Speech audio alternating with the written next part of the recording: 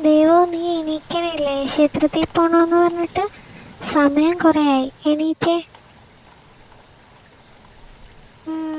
എണീച്ചു. എന്നാ വേഗം എണീറ്റ് പോയി കുളിച്ചേ, എന്നിട്ട് ക്ഷേത്രത്തിൽ പോവാൻ നോക്ക്. അതാ എണീറ്റ്. ഇന്നലെ രാത്രി നല്ല മഴയായതുകൊണ്ട് ഉറങ്ങിപ്പോയി. ഇപ്പോഴും മഴ കുറഞ്ഞിട്ടൊന്നും ഇല്ല. നീ മഴയത്ത് തന്നെ ക്ഷേത്രത്തിൽ പോകേണ്ടി വരും. അല്ലമ്മ, നന്ദു എന്തേ? അവൾ എണീച്ചില്ലേ? അവള് നേരത്തെ എണീറ്റ് കുളിച്ച്. അവളെ പറഞ്ഞിട്ടാ ഞാൻ നിന്നെ വിളിക്കാൻ വന്നത്.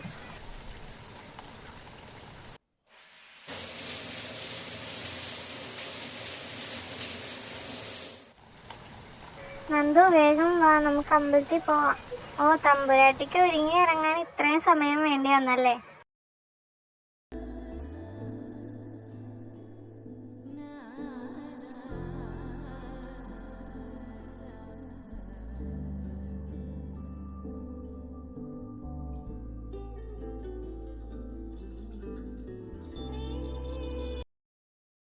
എന്റെ പൊന്ന് ദേവു, ഒന്ന് വേഗം നടന്നു വന്നേ, വിശന്നിട്ട് പാടില്ല. ആടി, ഇതാ വരുന്നു. എന്താടി നീ വല്ലാതിരിക്കണേ? അല്ലടി, പെട്ടെന്ന് നടന്നു വന്നപ്പോഴേ എന്തൊക്കെയോ ഓർമ്മ വന്നു. എന്തിനാടി ഇത്ര ഓവർ തിങ്ക് ചെയ്യണേ?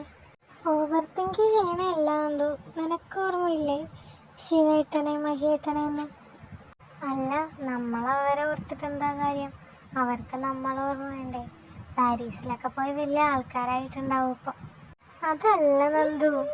പിന്നെ എന്താ ദേവു? അച്ഛമ്മ മരിച്ചപ്പോൾ പോലും ഒന്നും വന്നിട്ടില്ല, ബാക്കിയുള്ള ചടങ്ങുകൾക്കും വന്നില്ല. പിന്നെ എന്താ നമ്മൾ വിചാരിക്കുക? അറ്റ്ലീസ്റ്റ് ഒരു കോള് പോലും ഇല്ല അവരുടെ സൈഡിൽ നിന്ന്. ഇത്രയൊക്കെ നടന്നിട്ടും പിന്നെ നമ്മൾ അവരെ ആലോചിച്ചുകൊണ്ടിരിക്കണമെന്നാണ് നീ പറയണേ? പക്ഷേ ഇപ്പോഴേക്കും ഒരു ചെറിയ ഇഷ്ടം തോന്നിയിട്ടില്ല അവരോട്. ഇഷ്ടം ഇഷ്ടമല്ല, കോപ്പാണ്. നിങ്ങൾ വന്നേ.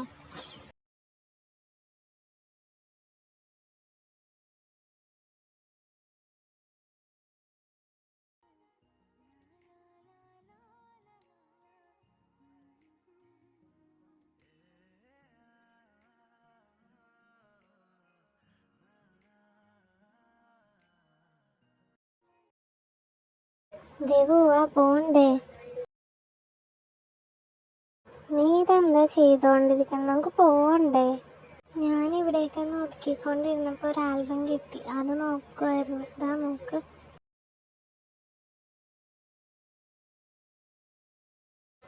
എന്ത് രസമായിരുന്നല്ലേ അമ്മയ്ക്ക്? ശരിക്കും ഒന്നും ഓർമ്മയില്ലെങ്കിലും എന്തൊക്കെയോ എവിടേക്കോ ഓർമ്മയുള്ളതുപോലെ. ശരിയാ, അവരൊന്നും പോയില്ലായിരുന്നെങ്കിൽ എന്തായിരുന്നല്ലേ? ഇല്ലായിരുന്നെങ്കിൽ എന്താവാന്? ഇല്ലായിരുന്നെങ്കിൽ ഇപ്പം അവരെയും കെട്ടി 2-3 പിള്ളേരൊക്കെ ആയേനെ. അയ്യോ, ഇനി ഇതും പറഞ്ഞിരുന്ന ടീച്ചർ നമ്മളെ ക്ലാസ്സിൽ കയറ്റില്ല. സമയം 11 മണി ആകാറായി. വാ പോവാം. അപ്പോൾ നിങ്ങൾ ഇങ്ങോട്ട് വരുവല്ലേ? അമ്മ, ഞങ്ങൾ പോകുവാണേ. ശരി, പോയിട്ട് വാ. ചേച്ചി, അവര് ഡാൻസ് ക്ലാസ്സിൽ പോകണമെന്ന് പറഞ്ഞതാ. അപ്പോൾ ശരി, എന്നാൽ എയർപോർട്ടിൽ വന്നിട്ട് വിളിച്ചാൽ മതി. ഞാൻ ഏട്ടനെ വിട്ടേക്കാട്ടോ. കാലൊക്കെ നല്ല വേദന. ശരിയാ, ഒന്ന് എവിടെയെങ്കിലും കിടന്നാൽ മതിയായിരുന്നു.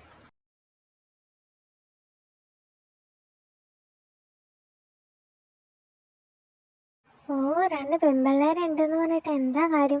2 പേർക്കും ഒന്നും അറിയണ്ട.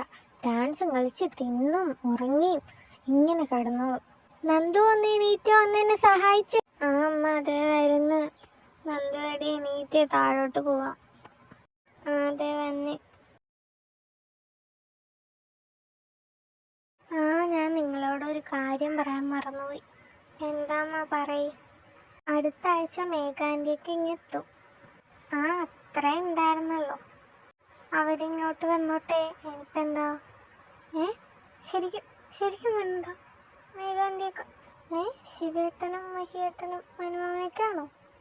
പിന്നല്ലാതെ. നിനക്ക് വേറെ ഏതെങ്കിലും മേഘാൻ്റിനെ അറിയാമോ? ശരിക്കും വരുന്നുണ്ടോ? ശിവേട്ടനും മഹിയേട്ടനും ഒന്നും വരൂലായിരിക്കുമല്ലേ അമ്മ? ഇല്ല, അവർ 4 പേരും വരുന്നുണ്ട്. ഇനി ഫുള്ള് ഇവിടെയാ. അല്ലമ്മ, അച്ഛമ്മ മരിച്ച വിളിച്ചപ്പോൾ പോലും അവർ രണ്ടുപേരും വന്നിട്ടില്ല. ആൻറ്റി അങ്കിളും മാത്രമല്ലേ വന്നുള്ളൂ. അതാ ചോദിച്ചത്. അത് പിന്നെ അച്ഛമ്മ മരിച്ച ടൈമിൽ അവർക്ക് എക്സാമൊക്കെ ആയിരുന്നുണ്ടല്ലോ അവർ വരാന്ന് ആൻറ്റി പറഞ്ഞായിരുന്നല്ലോ. അപ്പോൾ അവരുടെ വൈഫൊക്കെ ഉണ്ടാവുമായിരിക്കും അല്ലേ അമ്മ? ഒന്ന് പോടി, അവരുടെ പഠിത്തമൊക്കെ കഴിഞ്ഞതല്ലേ ഉള്ളൂ. പിന്നെ അവരുടെ കല്യാണമൊക്കെ ഇവിടെ വച്ച് വേണമെന്നാണ് മേഘേച്ചി പറഞ്ഞു. അല്ല, അവരെന്താ പെട്ടെന്ന് ഇങ്ങോട്ട്? മനുച്ചേട്ടൻ അവിടുത്തെ ജോലിയൊക്കെ റിസൈൻ ചെയ്തു. ഇനി ഇവിടെ വന്ന അച്ഛൻ്റെ കൂടെ റിയൽ എസ്റ്റേറ്റ് കമ്പനിയൊക്കെ തുടങ്ങാനാണ് അവരുടെ പ്ലാൻ. ഞാൻ ഇതൊന്നും അറിഞ്ഞിട്ടില്ല. ഞാൻ ദേ 1 മാസം മുന്നേ ഇതൊക്കെ അറിയണേ. അപ്പോൾ ശിവേട്ടനും മഹിയേട്ടനും ഒക്കെ എന്താ ചെയ്യണേ? ഓ, നിങ്ങൾക്ക് അതൊന്നും അറിയില്ലല്ലേ? അവർ രണ്ടുപേരും ഇപ്പോൾ എൻജിനീയറിങ് കഴിഞ്ഞിരിക്കുമെന്നാണ് മേഘേച്ചി പറഞ്ഞു. അല്ലമ്മ, ഇത്രയും വർഷമായിട്ട് അവരൊന്നും കണ്ടിട്ട് പോലുമില്ല. അറ്റ്ലീസ്റ്റ് ഒരു ഫോട്ടോ പോലും ഞങ്ങൾ കണ്ടിട്ടില്ല. അതൊന്നും കുഴപ്പമില്ല, ഇനിയിപ്പോൾ അവരിങ്ങോട്ട് വരുമല്ലേ, അപ്പം കാണാം. അമ്മയുടെ കയ്യിൽ ഫോട്ടോ ഉണ്ടോ? ഫോട്ടോ ഇല്ല, മേഘേച്ചിൻ്റെ നമ്പറുണ്ട്, പക്ഷേ പ്രൊഫൈൽ ഫോട്ടോ ഒന്നുമില്ല. ആ, കൊള്ളാം. എന്തായാലും അവർ വരട്ടെ. അമ്മ, ഞങ്ങളെന്നാ അങ്ങോട്ട് പൊക്കോട്ടെ? ആ, എങ്ങോട്ടെങ്കിലും പോ, അല്ലെങ്കിൽ ന്യൂസ് പിടിക്കാനല്ലേ രണ്ടുപേരും അടുക്കള കയറാറുള്ളൂ.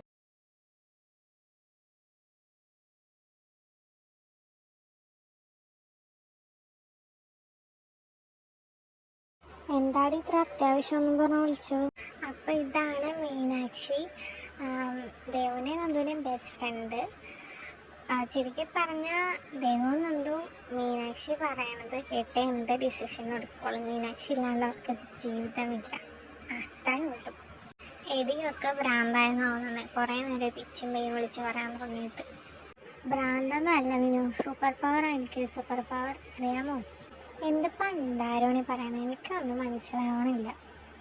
എടി, ഇന്ന് ക്ഷേത്രത്തിൽ പോയിട്ട് വന്ന വഴി എന്തൊക്കെയോ ആലോചിച്ച് ശിവേട്ടനെ മഹിയേട്ടനെ കുറിച്ച് അവൾ പറഞ്ഞു. അത് കഴിഞ്ഞ് ഡാൻസ് ക്ലാസ്സിൽ പോയിട്ട് വന്ന വഴി അമ്മ പറഞ്ഞ് എന്താ ശിവേട്ടനും മഹിയേട്ടനും വരുന്നുണ്ട് എന്ന് പറഞ്ഞു. അതിനാണ് ഇവളെ സൂപ്പർ പവറിനൊക്കെ വിളിച്ച് പറഞ്ഞുകൊണ്ട് നടക്കണം. വട്ടാന്ന് വന്നത്, എന്താ പറ്റിയെന്നാവും. അല്ലടി മീന, വരാൻ പോണ കാര്യമൊക്കെ മുൻകൂട്ടി അറിയണത് പവറല്ലേ? പവറല്ല, കുന്തമാണ്. അല്ല ദേവു, നിനക്ക് ഇപ്പോഴും ഇഷ്ടമാണോ ഉമ്മക്കാരനെ? ഉമ്മക്കാരനല്ല മീന, ഉമ്മക്കാരി. ഇവക്കാണ് ശിവേട്ടനെ കാണുമ്പോൾ ഉമ്മ വെക്കാൻ തോന്നണം. ഒന്ന് പോയേടി ദേവു. മീനു, ഇഷ്ടമാണോ എന്നൊക്കെ ചോദിച്ചാൽ ഇഷ്ടമാണ്. പിന്നെ എൻ്റെ ചെറുതൊരു ക്രഷല്ലേ എടി അങ്ങേരി. അല്ലടി നന്ദു, നിനക്കോ? എനിക്ക് ഇമാജിനേഷൻ ചെയ്ത് പ്രേമിക്കാനൊന്നും അറിയില്ല. കണ്ട ഒരു കൈ നോക്കാം, അത്രേ എനിക്ക് പറയാൻ പറ്റുള്ളൂ. കൈ നോക്കാനും പ്രേമിക്കാനും ഒക്കെ വരട്ടെ. ഇത്ര വർഷമായില്ലേ അവൾക്ക് വരെ ഗേൾ ഫ്രണ്ട്സ് ഇല്ലാന്ന് ആര് കണ്ടു? എടി നെഗറ്റീവോളി, അവർക്ക് ഗേൾ ഫ്രണ്ട്സ് ഒന്നും ഇല്ല. അല്ല, അതെങ്ങനെ നിനക്കറിയാം?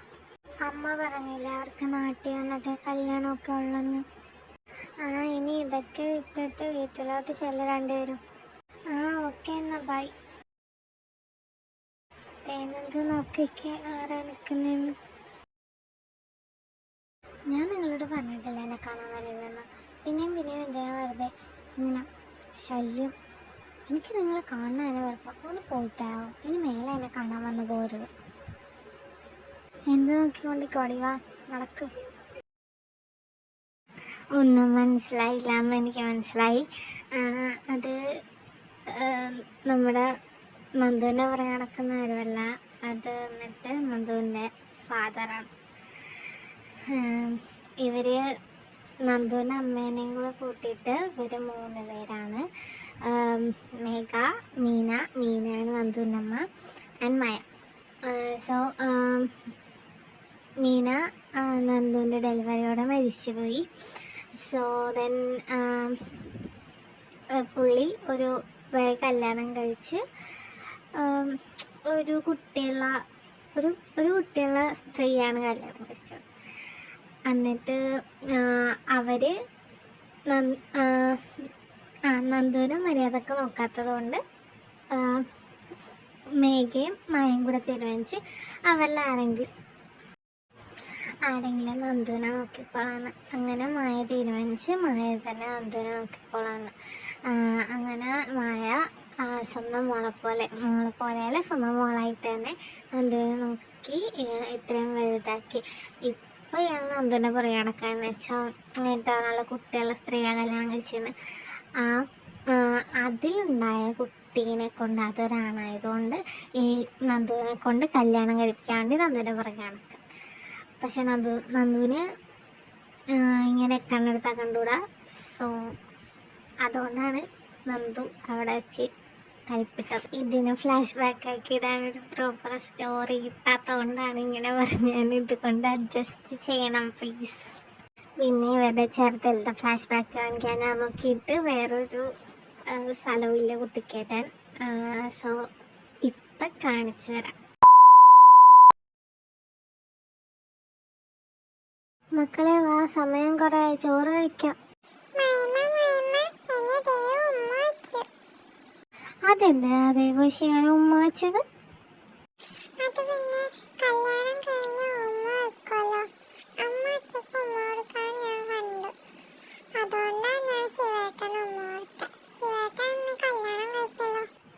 അതിപ്പോ ഞാൻ അറിഞ്ഞില്ലല്ലോ.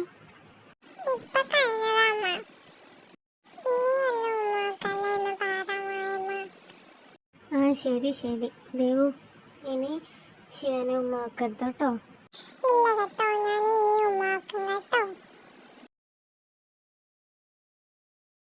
ഫസ്റ്റ് എപ്പിസോഡ് ആയതുകൊണ്ട് ഇത്രയൊക്കെ ഇടാൻ പറ്റുള്ളൂ. പിന്നെ ഇത് എൻ്റെ ചാനലിലെ ഫസ്റ്റ് വീഡിയോ ആണ്. സപ്പോർട്ട് ചെയ്യാമല്ലോ.